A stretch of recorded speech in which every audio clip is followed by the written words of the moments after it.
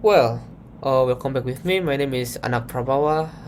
My ID number is 60820. Well, right now I would like to, continue my vlog. And in here I would like to explain you the constructivism. Well, the rise of the constructivist approach has encouraged new strands of empirical or philosophical research in international relations and has led to interesting and problems at the boundary between constructivism and other approaches. Well, in here, although constructivism is a concept has been embraced recently, a great number of sociologists and psychologists after the Cold War, international relations discouraged provided more diverse approaches to understand and analyze the world politics.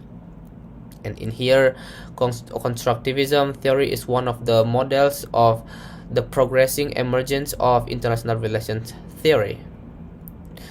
Well, constructivism theory provides wider illumination, a larger explanation for determining the dynamic of the function of the world politics.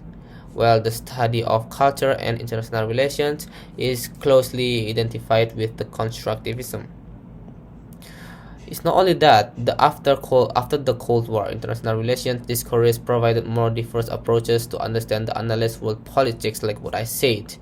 Like the from constructivist approach, the main problem in the post Cold War world is how various groups visualize their interests and identities. However, power is not unrelated. And also constructivism focus on how ideas, norms, values, and identities are created and constructed, how they develop and how they change the way states comprehend and react to their situation and their environment. And also, constructivist approaches are highly varied and do not provide a unified group of expectation on any of these matters. So, according to the constructivism theories, the material will not, completely define how people or state behave. Well, it only limits the change of interpretation on the intersubjective world that people can build. Moreover, material body enforcing is restricted to social structure. Thus, constructivists do not mean the unlimited possibilities of social structure. However, people have the capability to interpret as they cannot easily interpret the social world and their own material world. With this, constructivism theory recognize the significance of non-material power, like just for example, culture, ideas, language, and knowledge and ideology, as well as material power, because the two power connect the interact to build the world order. Well, for instance, non-material power works through creating and recreating intersubjective meaning. Well, it clarifies how the material structure, states identity, interaction, and relations between states and any other social facts should be realized and comprehended.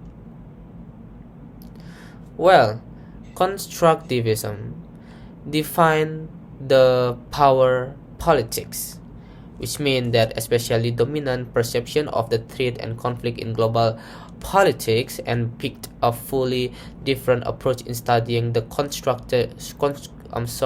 the construction of the threat through their fundamental focus on the social dimension of international politics. Therefore, it recognized them as a socially constructed element in the process of identity formation under the influence of the norms and shared values of the society. Well, the work constructivist was established around their aim in explaining the change in world politics in the period towards the end and after the Cold War, especially when the dominant international relations approaches and theories failed to predict the sudden change in the global politics. The constructivism theory provides constructivist alternative too, and which can explain and understand world politics through the material and non-material factor. And we have seen that how the constructivism approaches is understood and defined. Well, it's also essential to know the purpose of constructivist approach. According to Adler, the main purpose of constructivism is to provide both theoretical and empirical explanation of social institution and social change. With the help of the combined effects and agent and social structures, constructivism deals with the role of identities, norms, and casual understanding in the international international areas. Well, it's not only in the international areas that the understanding in the constitution of national interest with the development of constructivism in international relations, the idea that interests are given and unchanging has been challenged by the claim the state identities and interests are constituted by norms and that as this change in international society and new possibilities open up for action that were previously excluded. And constructivist approach in foreign policy is really important in the international relations, and because it should maintain all identities and interests such as collective identity, political identity, national identity, and state identity. So it's claimed that this constructivist approach is significant in the foreign policy analysis. As the author has mentioned above, the identities emerge from the state interaction and activities. Well, for this reason, constructivist approach will help us analyze the foreign policy and international relations among countries as we acknowledge the structure is not only made of a material capabilities, but it is also social relationship.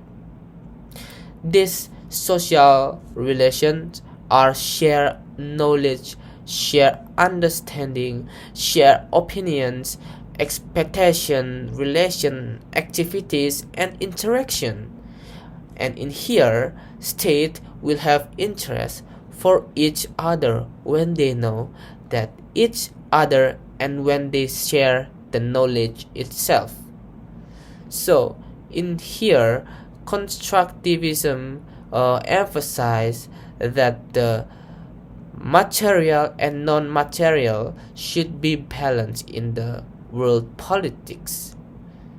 And by the constructivism itself, we can understand that the culture, ideas, language, knowledge, ideology, because in here constructivism is based on the identity.